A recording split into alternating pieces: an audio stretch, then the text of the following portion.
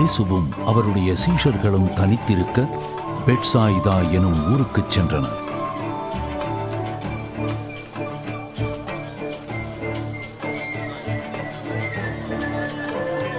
ஜனங்கள் அதை அறிந்து அவரை பின்தொடர்ந்தனர்.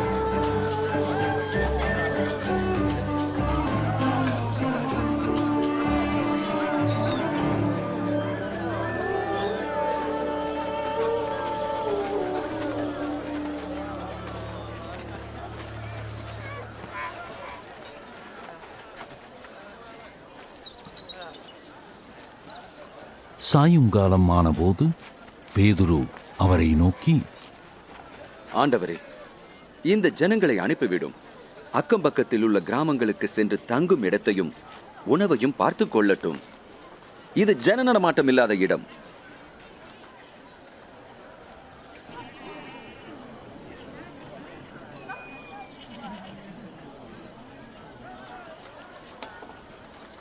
நீங்களே அவர்களுக்கு உணவு கொடுங்கள்.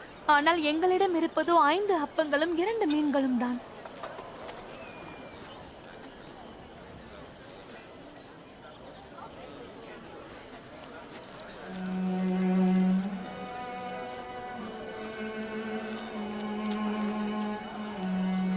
தேவனாகிய கர்த்தாவே, சர்வலோக ராஜாவே, பூமியிலிருந்து பலனை விளையச் செய்கிறவரே, உமக்கே மகிமை உண்டாவதாக.